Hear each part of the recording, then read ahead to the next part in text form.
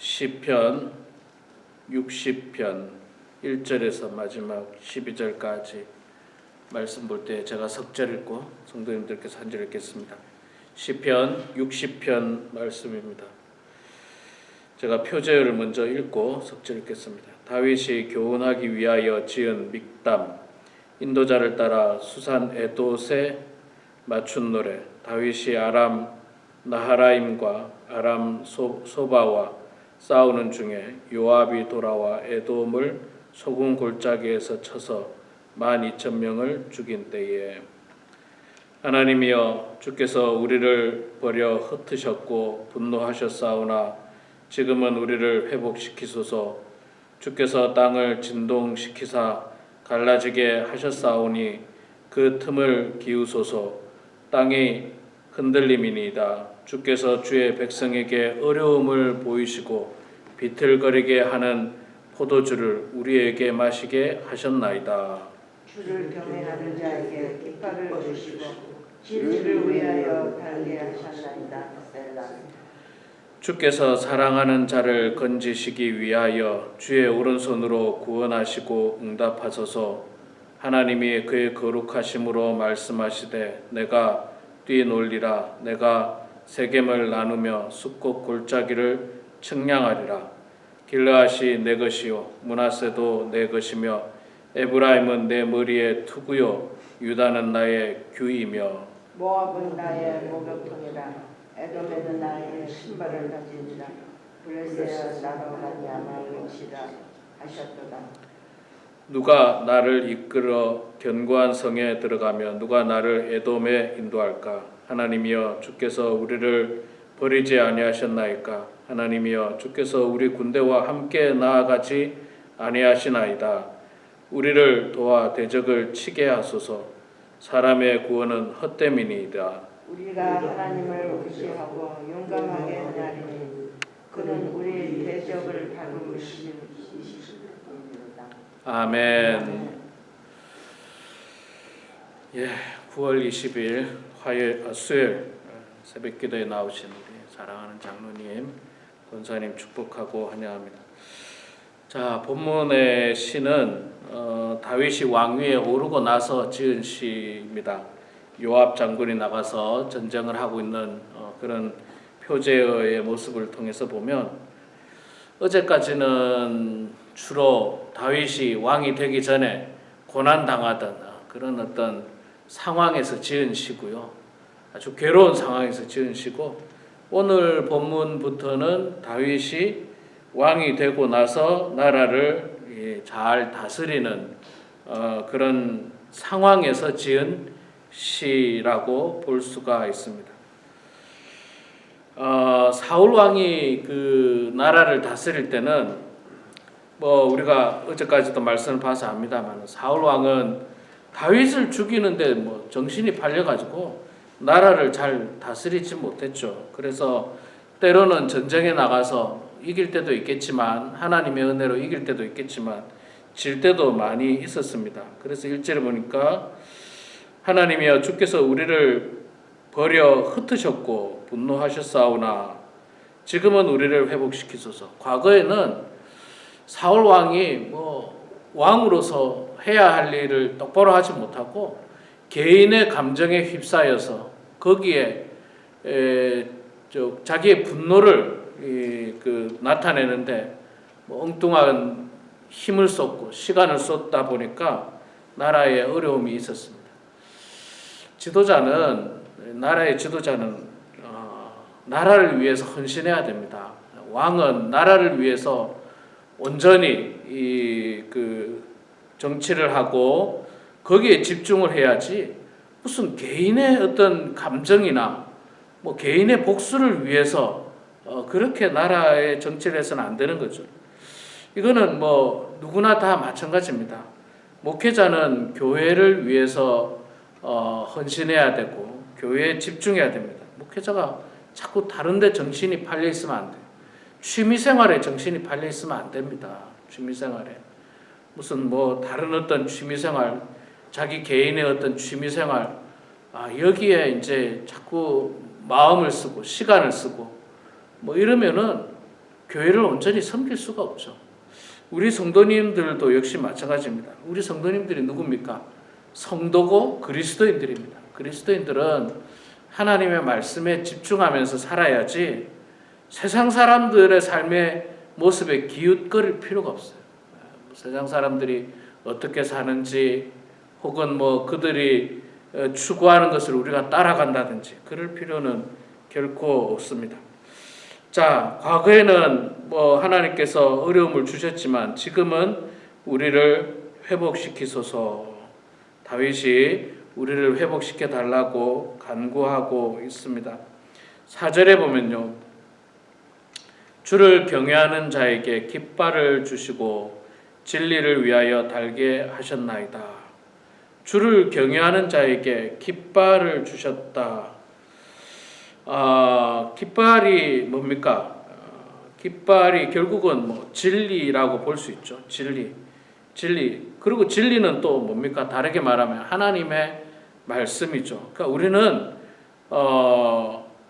깃발을 주시고, 여러분 전쟁에 나갈 때 과거에는 깃발이 중요했잖아요. 깃발을 들고 그것을 향해서 나아갑니다. 전쟁 깃발 혹은 국기를 들고 하나가 되고 거기에 애국심이 불타고 그게 이제 깃발의 역할이에요. 그래서 과거에는 전쟁이 나갈 때 반드시 깃발이 있었습니다. 반드시 어느 나라건 간에. 자, 우리 그리스도인들에게 깃발은 뭐냐? 진리이고요. 진리는 뭐냐? 하나님의 말씀이에요. 우리 그리스도인은 다시 말해서 하나님의 말씀의 깃발을 들고 나아가야 한다는 겁니다. 하나님의 말씀의 깃발. 우리 그리스도인들이 무슨 세상적인 거 들고 나아가서는 안 돼요. 세상의 경험, 지식, 물질, 이런 거 들고 나아가봐야 소용이 없습니다.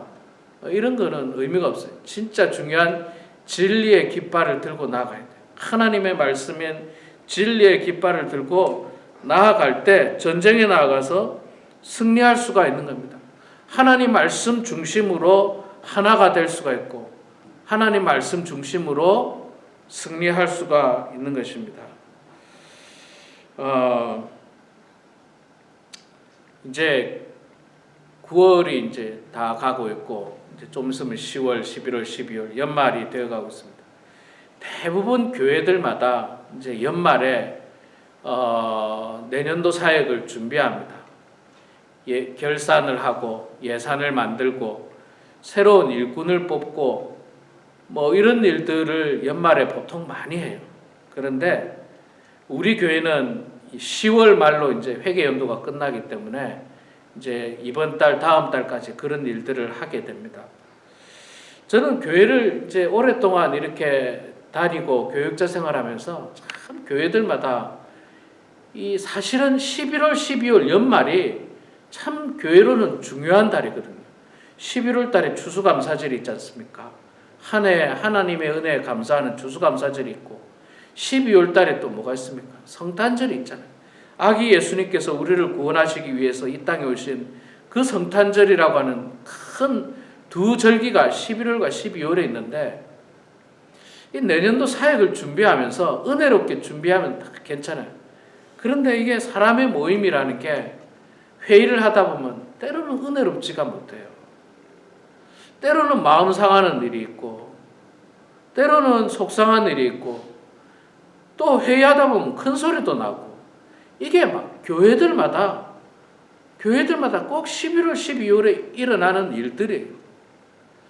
그래서 저는 이제 아예 10월 달까지 이제 그걸 다 끝내고 그런 일이 없기를 바라면서 큰 소리 나는 일도 없고 마음 상하는 일도 없고 다투는 일도 없고 또 설령 그런 작은 어떤 일들이 있더라도 10월 달로 다 끝내고 11월 추수감사절과 12월 성탄절을 은혜롭게 맞이하자는 뜻에서 이제 우리 교회는 10월로 이렇게 했는데 이게 왜 문제가 되느냐면 하나님의 이 진리의 깃발 아래에 있지 않으면 세상 욕심, 세상적인 논리 혹은 세상적인 이기심들이 나와가지고 분쟁들이 일어나는 거예요. 진리라고 하는 깃발 아래에서 하나가 되고 똘똘 뭉치면 됩니다. 괜찮아요. 문제가 없어요. 더 은혜롭게 내년도를 준비할 수 있고 더 잘 준비해서 힘차게 나아갈 수 있는데 진리의 깃발 아래에 모이지 않으면 그냥 오합지졸이에요. 오합지졸. 진리의 깃발이 없으니까 뭐 내가 나가서 싸워야 되나 말아야 되나 이런 어떤 싸움에 대한 당위성이 없어요. 당위성. 여러분 정말 우리 민족이 우리나라가 수천 년 동안 얼마나 외세의 침략을 많이 받았습니까? 외세의 침략을 많이 받은 나라입니다. 우리나라는 제가 알기로 남의 나라 가서 전쟁한 일이 거의 없어요. 남의 나라 가서. 우리나라에서 전쟁을 했어요. 다 외세가 쳐들어와서 우리가 방어하는 전쟁들이었어요. 전부 훌륭한 전쟁이라고 하는 그런 전쟁들은 다 우리가 방어하는 전쟁이었지 우리가 쳐들어가서 그런 일이 사실 거의 없습니다. 그런데 그 수많은 전쟁에서 우리가 지금까지 살아남을 수 있었던 거는요, 조상들의 정말 나라를 사랑하는 분명한 애국심이 그들 마음속 깊이 있었어요. 싸워야 하는 분명한 당위성이 있어요. 싸워야 하는 당위성. 싸워야 하는 애국심이라고 하는 깃발 안에 모였죠. 애국심이라는 깃발 안에. 그래서 자기 목숨도 귀한 것으로 여기지 않았습니다. 그래서 나라가 수천 년 동안 올 수 있었고, 지금 대한민국이 이만큼 올 수 있었던 것은 참 그 조상들, 그분들의 희생과 헌신 덕분입니다. 이렇듯 있잖아요. 우리 그리스도인들은 진리라고 하는 하나님의 말씀의 깃발 아래 똘똘 뭉쳐야 돼요. 똘똘 뭉쳐야 돼요. 아니 이 교회 교회가 여기밖에 없나? 이런 마음은 있잖아요. 이런 마음만 있으면 정말 교회가 제대로 안 되겠죠. 다 떠나고 교회에 대한 사랑하는 마음도 없고 교회뿐만이 아닙니다. 하나님의 말씀 안에 거하는 사람들도요. 진리의 말씀 아래에 굳건히 서 있어야지. 그렇지 않으면 조금만 시험이 오면 떠납니다. 잠깐 쉬겠습니다. 교회를. 그러면서 몇 년 동안 또 교회 안 나오고. 제가 여기 살다 보니까 그런 분들 참 많아요. 과거에는 신앙생활을 그래도 열심히 했는데 무슨 일인지 교회에 문제점이 있을 수 있죠. 갈등이 있을 수 있죠. 인간관계 어려움이 있을 수 있죠. 그 일로 말미암아서 교회를 떠나고 또 하나님을 떠나고 오랫동안 신앙생활 안 하는 그런 사람들. 참 안타깝죠. 그게 왜 그러냐면 진리의 깃발 아래에 뭉치지 않았기 때문에 그래요. 진리의 깃발 아래. 그냥 세상적으로 자꾸 생각하는 거예요. 세상적으로. 진리의 깃발 아래 뭉치지 않으면 교회는 연말마다 힘들 거예요. 늘 분쟁과 다툼과 그런 것들로 가득할 수도 있다는 것입니다. 그래서 우리는 그렇기 때문에 항상 하나님 말씀 안에 거해야 됩니다. 하나님께서 어떻게 말씀하시는지, 내가 어떤 마음의 성품을 가지고 신앙생활을 해야 되는지, 사람들을 대해야 되는지, 그 마음을 가질 때 우리가 정말 하나님께 영광이 되는 겁니다. 다윗은요, 하나님의 진리의 말씀 아래에서 왕으로서 사역을 잘 감당했습니다. 그래서 하나님께서 칭찬하는 왕이었던 것처럼 우리도 하나님의 이 진리의 깃발 아래에서, 말씀의 깃발 아래에서 하나가 되어서 더욱더 하나님께 영광 올려드리는 그런 우리 모두가 되길 주 이름으로 축원합니다. 기도하겠습니다.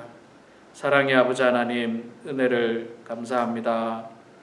오늘도 하나님께서 저희들에게 귀하고 축복된 하루를 허락하여 주시고 가장 귀한 시간에 주님 앞에 나와서 찬송하고 기도하고 말씀 보게 하시니 감사합니다. 하나님 아버지, 다윗이 모든 역경과 고난 가운데서도 하나님께 기도하고 하나님을 의지했을 때에 하나님께서 승리케 해주신 그 모습을 보았고, 또한 그가 주의 말씀 아래, 진리의 깃발 아래에서 나라를 온전히 잘 다스리는 모습을 우리는 성경 말씀을 통해서 보았습니다.